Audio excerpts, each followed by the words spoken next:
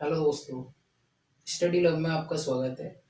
आइए हम कुछ मैथ के इम्पोर्टेंट क्वेश्चनों को देखते हैं जो हाल ही के एग्जाम में अभी हुए हैं। लेटेस्ट क्वेश्चन है।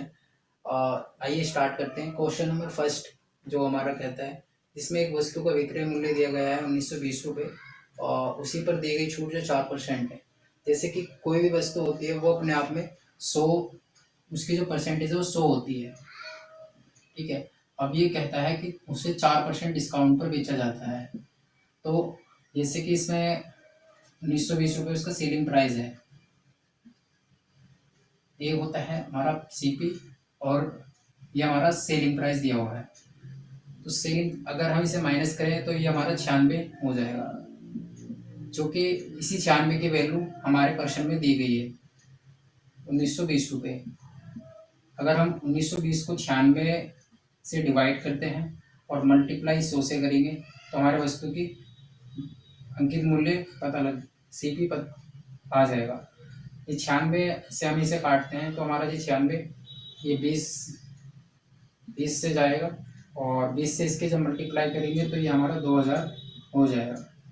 इस प्रकार हमारा जो आंसर है वो 2000 हो जाएगा, जो कि हमारा डी ऑप्शन में दिया हुआ है। आइए नेक्स्ट क्वेश्चन पर चलते हैं। क्वेश्चन थोड़े से आगे पीछे हो गए हैं, खैर जिससे कोई दिक्कत नहीं है, हम सॉल्व करते हैं।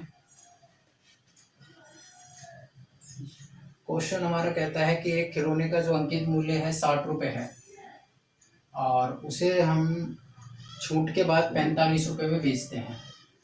छूट के बाद जब उसे हम 45 में बेचते हैं तो ये हमारा जो कॉस्ट प्राइस है, ये हमारा सेलिंग प्राइस है। और जब इसे हम देखते हैं तो हम देखते हैं इसे कितना माइनस में बेचा है, 15 रुपये। तो हम कभी भी जब परसेंटेज निकालते हैं प्रॉफिट या हानि का, तो वो हम कॉस्ट प्राइस पर निकालते हैं। हमारा कॉस्ट प्राइस है 60 को हम नीचे रखेंगे और कितने कम में बेचा है, 15। तो 15 को जब हम 60 से डिवाइड करेंगे तो ये 4 पर जाएगा और परसेंटेज के लिए हम इसे 100 से गुणा करते हैं। तो ये अब हम 4 से इसे काटेंगे तो ये 25% इसका आंसर आ जाएगा, जो कि हमारे बी ऑप्शन में दिया हुआ है। आइए नेक्स्ट क्वेश्चन पर चलते हैं।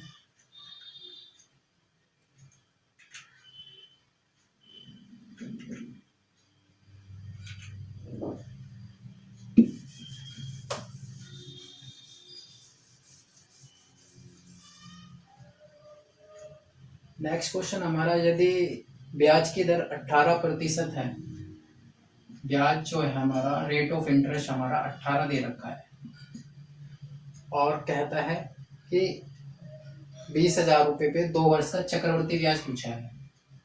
20,000 रुपये 2 वर्ष का, यानी कि हमारा टाइम और रेट और ये प्रिंसिपल। इसमें हम चक्रवृद्धि ब्याज का जो हमारा फॉर्मूला होता है वो हमारा फॉर्मूला इस प्रकार होता है,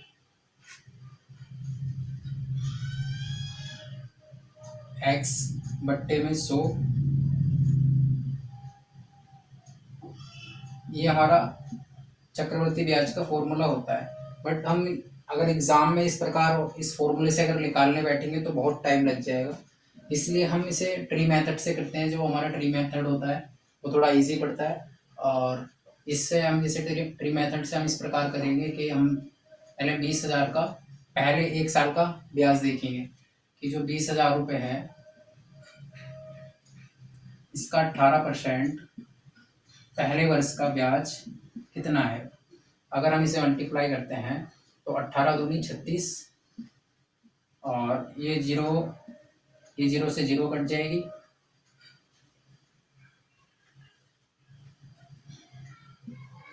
और इसे हम मल्टीप्लाई करेंगे 18 दूनी 36, तो ये हमारा 3600 पहले वर्ष का ब्याज आ जाएगा। और दूसरे वर्ष तो 3600 तो आएगा ही और 3600 का भी 18% और मिलेगा। तो इस पर हम जब गुणा करेंगे 18 की, तो हम इसके 18 की गुणा करेंगे इसमें तो हमें ये आएगा 18 छिक्के 108 और 10 ऊपर, 18 तिये 54 और 64, यानी कि हमें मिल जाएगा 36 और 36। अभी हम इस सब को टोटल करेंगे तो 36 और 36 और 648, जो कि हमारा हो जाएगा ये 48, 6, 18, एक ऊपर 78, 48, जो कि हमारा राइट आंसर हो जाएगा, जो हमारा बी ऑप्शन में दिख रहा है। इसे हम टिक लगाएंगे और आगे बढ़ जाएंगे। तो इस प्रकार से हम ये ट्री मेथड अपनाते हैं, जो कि हमारे एग्जाम में काफ़ी टाइम बचाता है। आइए नेक्स्ट क्वेश्चन पर चलते हैं।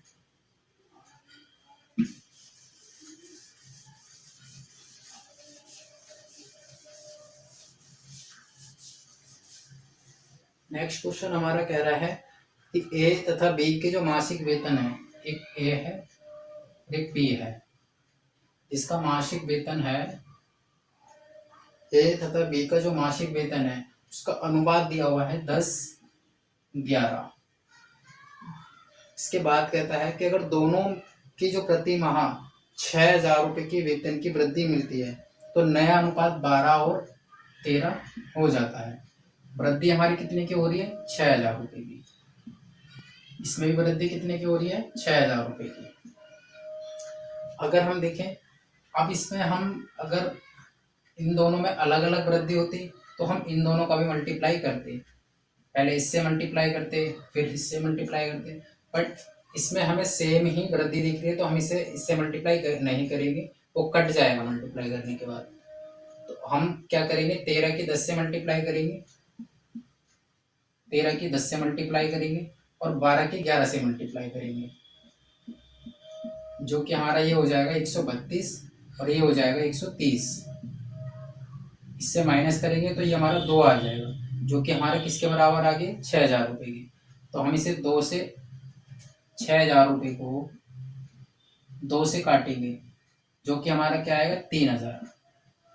अब हम जिसकी भी पूछिए उसकी मासिक वेतन आयु के वेतन के अनुपात से मल्टीप्लाई कर देंगे, जो कि ये कहता है कि ए का मासिक वेतन पूछा है तो ए का कितना होता है? 10। तो हम 10 से इसे मल्टीप्लाई कर देंगे, जो कि हमारा कितना हो जाएगा? 30,000।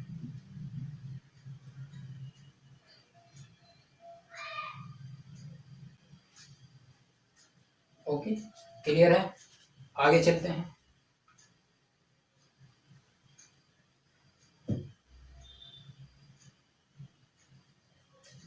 आगे नेक्स्ट क्वेश्चन आप इतने रीड कीजिए।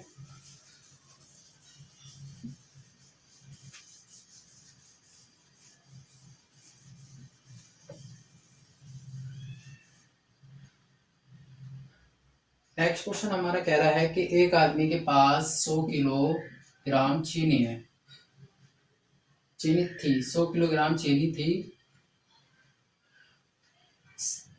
100 किलोग्राम, ठीक है। और उसके बाद ये कहता है कि जब कुछ भाग को 7% लाभ पर और कुछ शेष भाग को 17% के लाभ पर बेच दिया जाता है तो उसे सारी चीनी पर 10% का लाभ अर्जित होता है। तो इसमें हम क्या करते हैं, ऐसे क्वेश्चन में हम एलिगेशन लगाते हैं, कुछ भाग 7%, कुछ भाग 17% के लाभ पर।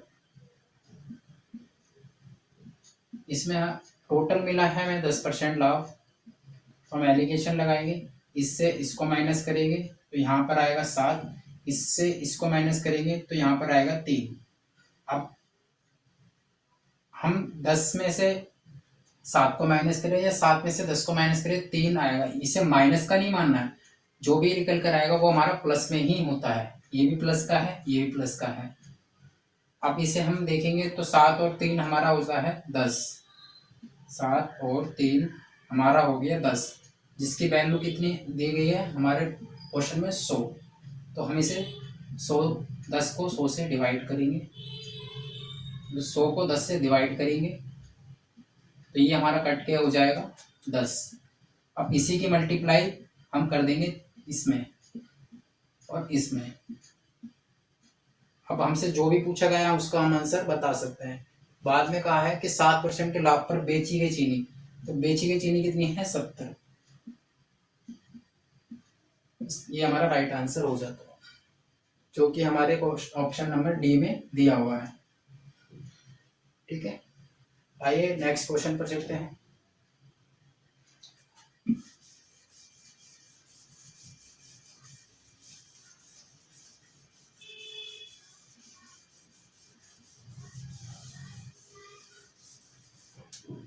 नेक्स्ट क्वेश्चन हमारा, चावल की कीमत में 25% की कमी होती है। इसमें हमें परसेंटेज के फ्रैक्शन वैल्यू हमें याद होनी चाहिए। जैसे कि हमें कहा गया है 25%, 25% की जो फ्रैक्शन वैल्यू होती है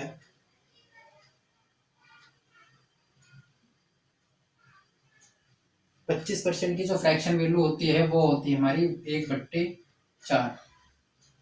अगर 25% की कमी होती है तो यानी कि 4 की वैल्यू में एक कम होता है, यानी कि वो 4 रुपए की वस्तु थी तो 3 रुपए की हो जाती है।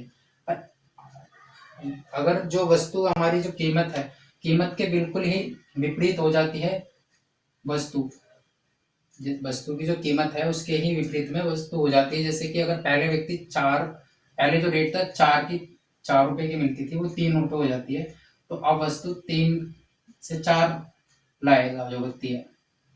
बस यदि हमारे क्वेश्चन में दिया गया है कि वो 10 किलोग्राम चीनी अधिक लाता है, पहले व्यक्ति लाता था 3, अब लाता है वो 4, अब हमारे अकॉर्डिंग वो ला रहा है 1 ज्यादा, जो कि हमारे क्वेश्चन में दिया गया है 10। तो 1 की वैल्यू हमारे क्वेश्चन में 10 दी गई है। अब हम इससे मल्टीप्लाई करेंगे तो ये हमारी 40, इससे मल्टीप्लाई करेंगे ये हमारी पहले की वस्तु आ जाएगी। मतलब हम पहले 30 ला रहे थे, अब 40 ला रहे हैं। अब हमसे कहा गया है कि इसमें चावल की जो घटी हुई कीमत है, यानी कि जो घटी हुई कीमत ये है और पहले की कीमत ये है, तो हम इसको 40 को रखेंगे और 600 से डिवाइड, मतलब 600 को 40 से डिवाइड करेंगे तो ये 0 से 0 गई, 4 से ये गया, तो वस्तु की कीमत जो है 15 रुपये इस टाइम है, जो वर्तमान में 15 रुपये कीमत है वस्तु की। ये हमारा राइट आंसर हो जाएगा, जो कि हमारे ऑप्शन नंबर ए में दिया हुआ है। इस प्रकार करना होता है ये क्वेश्चन। आइए नेक्स्ट क्वेश्चन पर चलते हैं।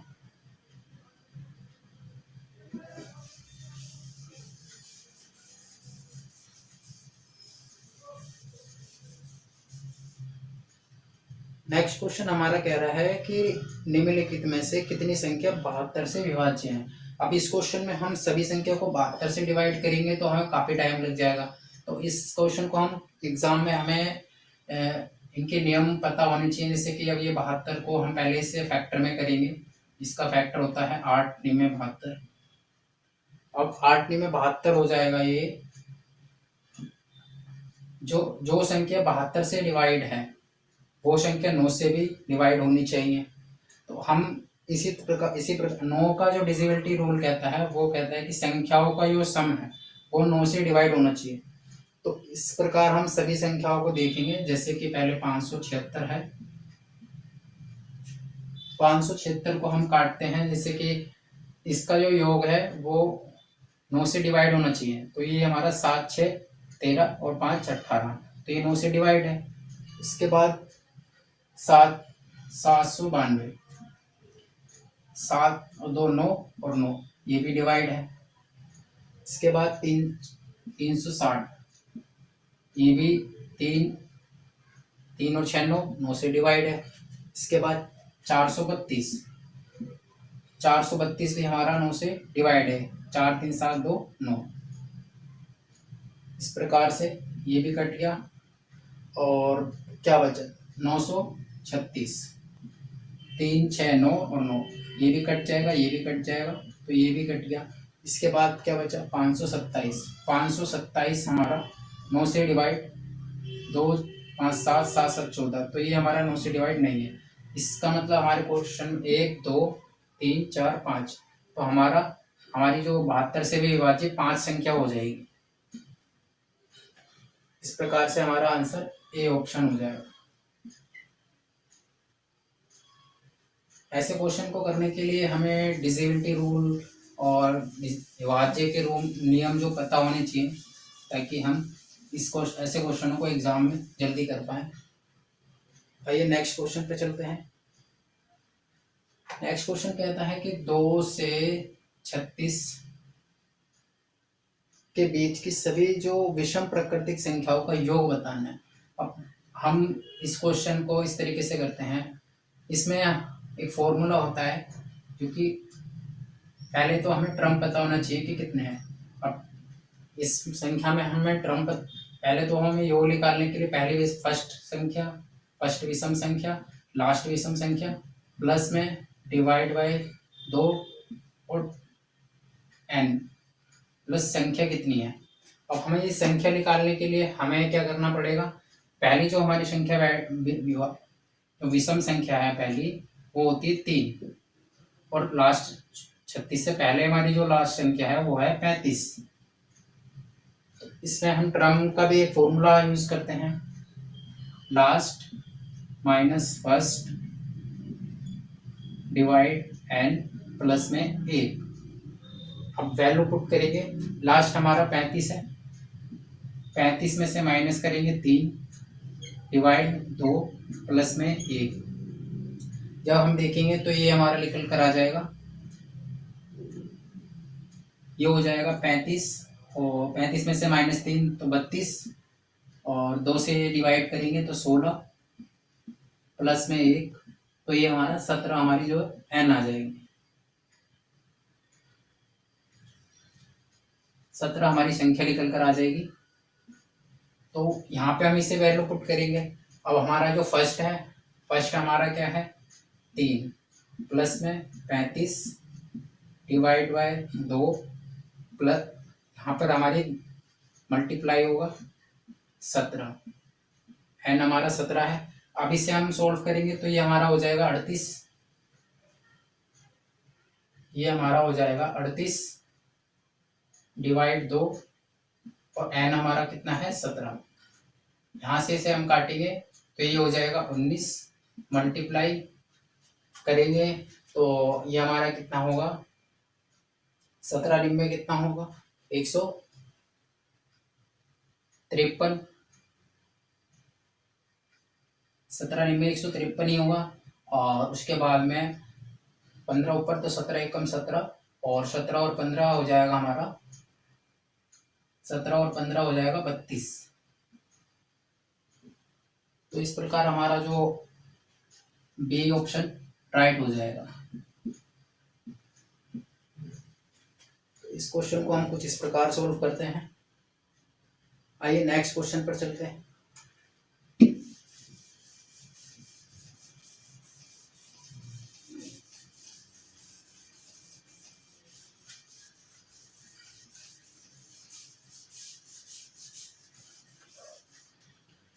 नेक्स्ट क्वेश्चन हमारा कह रहा है कि 218, 310 और 431 और 834, 218, 310, 431 और 834,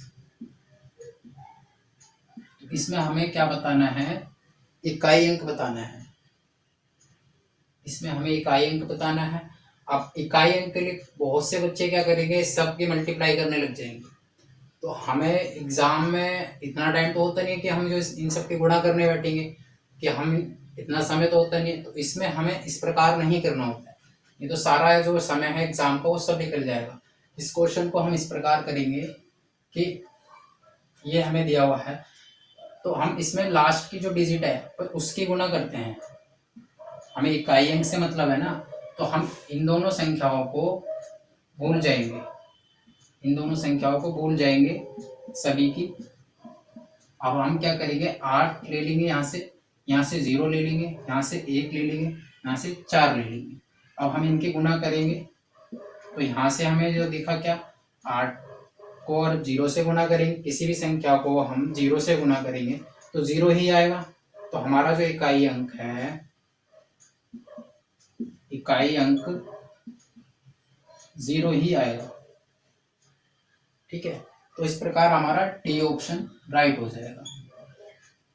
तो कितनी भी बड़ी संख्या मिल जाए हमें, और कितने से भी कितने की गुणा करने को बोले, जब हमसे पूछा जाए इकाई अंक, तो हम उसका इकाई अंक लेते हैं। बाकी आगे के डिजिट से कोई मतलब नहीं है। आइए नेक्स्ट क्वेश्चन पर चलते हैं।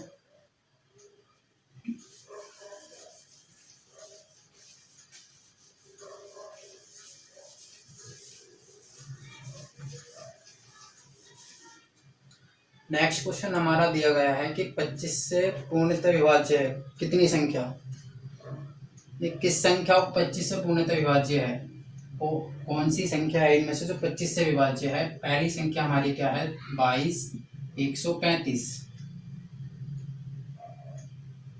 22 135, फिर है 30 33 15।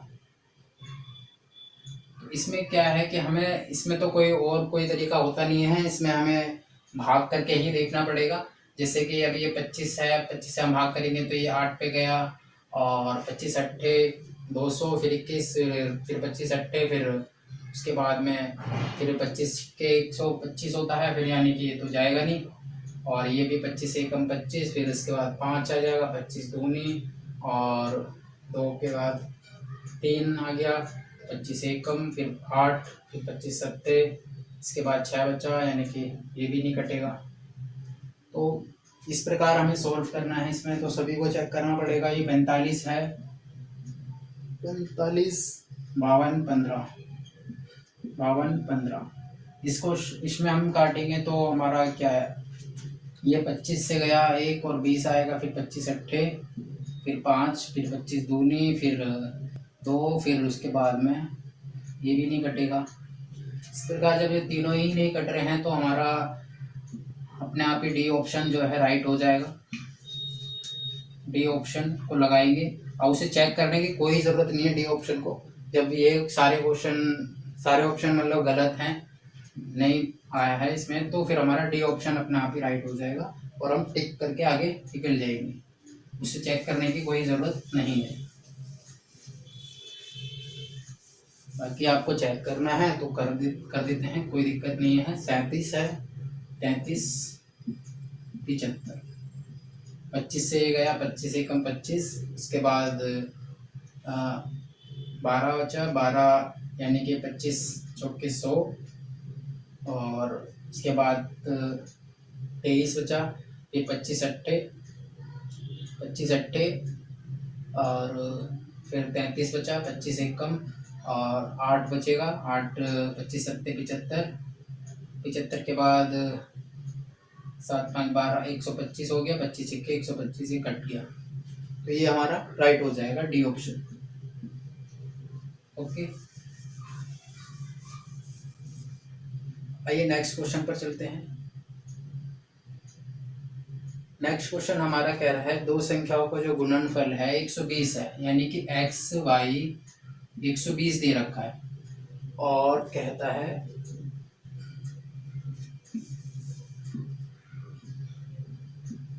एक्स वाई 120 है, और उनके वर्गों का योग जो एक्स प्लस वाई स्क्वायर बराबर 289 है।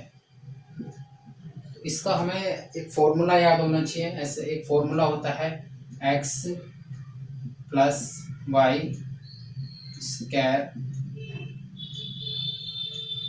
बराबर एक्स स्क्वायर प्लस में Y square minus 2x Y, ये फॉर्मूला होता है। जब इन्हें हम वैल्यूओं को पुट करेंगे तो हमारा आंसर आ जाएगा। इसमें जो पूछा है कि दोनों संख्याओं का अंतर, तो दोनों संख्याओं का अंतर, सॉरी यहाँ पे ये माइनस होता है, ये माइनस होता है, एक प्लस वाला भी होता है सेम, इसमें माइनस, क्योंकि अंतर पूछा है ये माइनस हो जाएगा। और यहाँ पे हम रखेंगे, इसको वैल्यू को रखेंगे तो यहाँ पे 120 और 2 गुना हो जाएगा 240, और ये 289।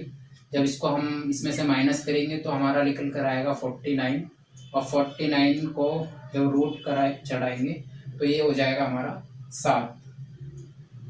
तो इसका हमारा जो आंसर हो जाएगा 7, जो कि हमारा ऑप्शन दे रखा है बी। तो इस प्रकार इस क्वेश्चन को सोल्व करते हैं। आइए नेक्स्ट क्वेश्चन पर चलते हैं।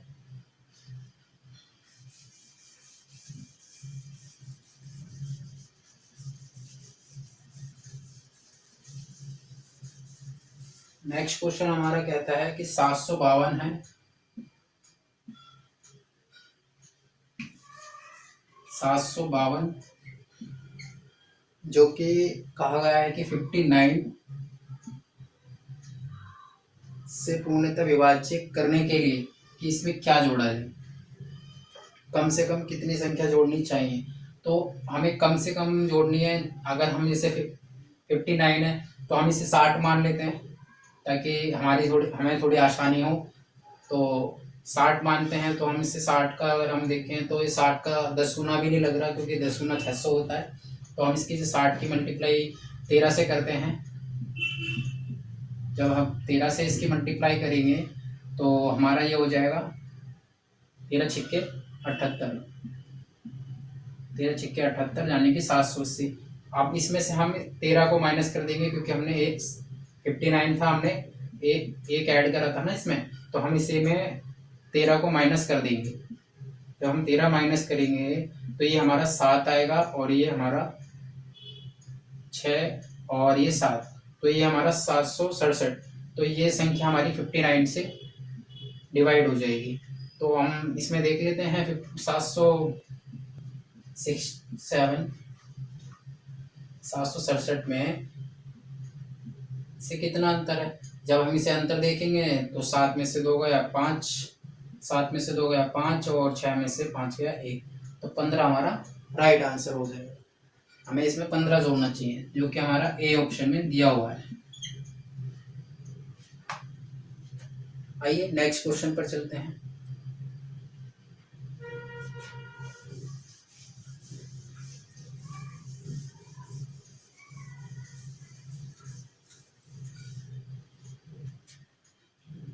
आठ सौ अस्सी और 5875 का कितना प्रतिशत है, यानी कि 880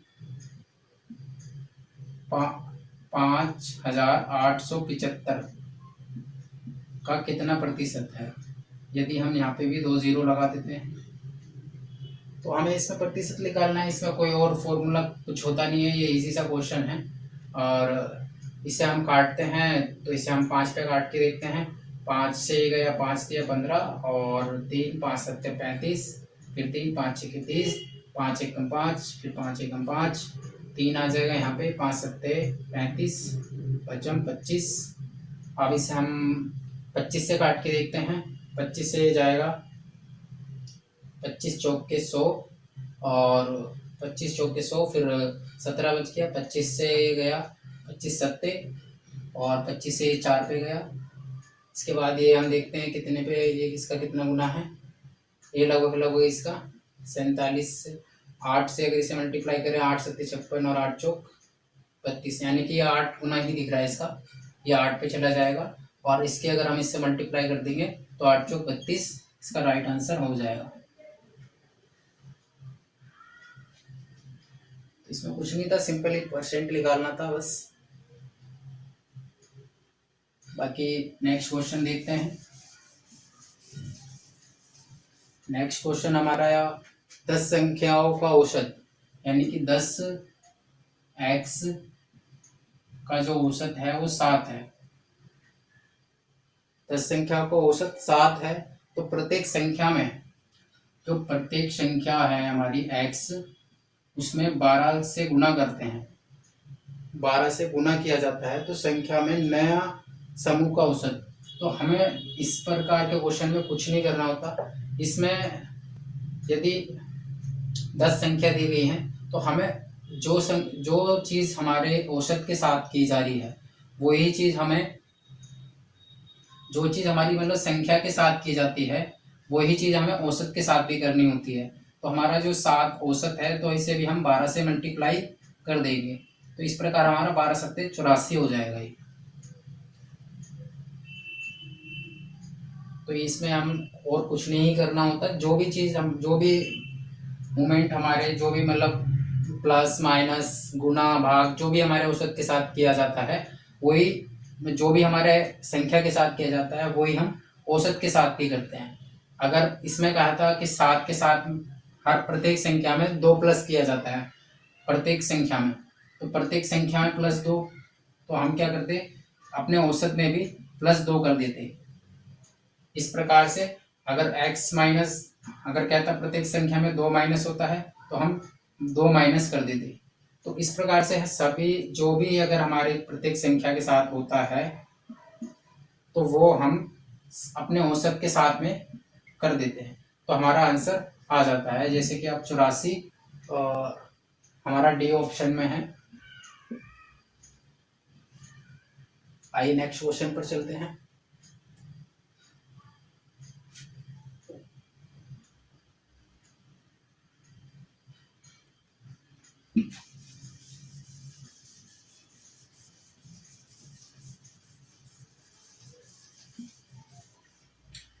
नेक्स्ट क्वेश्चन हमारा कह रहा है कि एक घन का जो संपूर्ण पृष्ठीय क्षेत्रफल दिया गया है और उसमें हमें घन का आयतन बताना है, तो हमें घन के सारे फॉर्मूले याद होने चाहिए।